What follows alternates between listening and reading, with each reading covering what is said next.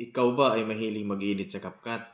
So, mayroon akong tip sa inyo na ibibigay paano makapag-edit sa CapCut na gamit ang Pro na walang bayad.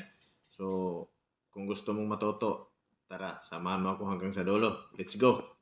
Ngayon, punta tayo dito sa CapCut. So, ayan. Sana walang ads. Kadalasan to may ads. Ayan, may ads. Skip na natin yan. Tapos dito tayo sa new project, mga idol. Ayan, new project tayo. Tapos hanap tayo ng ating video nga i-edit. So, kunwari ito. Sana ba yun? Ito na lang. Ikaw pa. Ayan. Add natin. Tapos, pagkatapos nandiyan na tayo, punta tayo dito sa sounds, mga idol. At gagamitin natin yung Pro para makita ninyo kung ano gagawin ko dyan. So, kung nakikita nyo yung mga idol, ito yung sound effect niya. Ayan, kung makita nyo itong una, may Pro yan. Ayan o, so, ayan.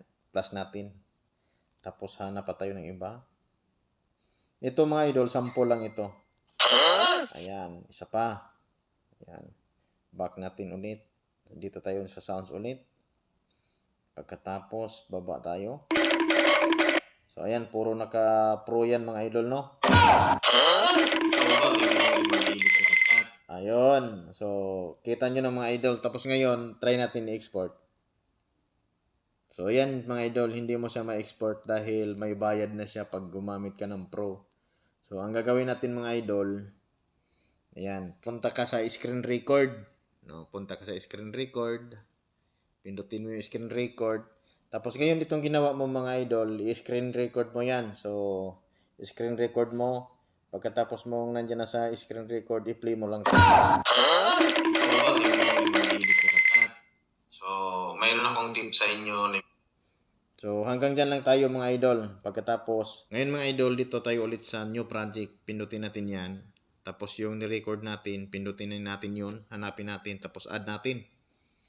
Pagkatapos, hanapin muna natin, no, bago natin putulin. Yung, ano na tayo. So, ito siya. So, ito na yung ating na-record mga idol. Ayan na siya. Tapos ngayon, pindutin lang natin para mag-highlights. Tapos, dito tayo sa baba, hanapin natin yung sana ba yun? Transform. So, nasa transform na tayo. Resize. Pindutin natin yung resize. Tapos, 9:16.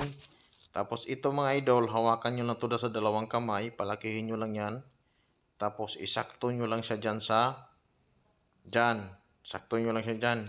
Tapos, check mo lang pag okay na. Tapos, ngayon, ayan, balik ka dito sa may arrow sa gilid. Tapos, dito ka ulit sa baba, aspect ratio. Pindutin mo yan, tapos 9:16. Ayan, puro naka-pro yan mga idol, no? Sa inyo na yan mga idol, tapos ngayon putulin na natin yan. So, bali ni-record lang natin yung ating ginawa kanina. So, ngayon tingnan nyo mga idol, naka-pro yan, nandyan yung music. Puro yung sound effect. Mga idol, no? So, ngayon, pwede mo na yan export mga idol. So, kita. Ayan, tingnan mo, export natin. Export na siya mga idol, tingnan mo. So, ganyan lang ang gagawin nyo kapag nag-edit kayo ng gamit ang Pro. Done. So, ayun na mga idol. Okay na yun. So, sana nasundan ninyo kahit magulo ang aking explanation.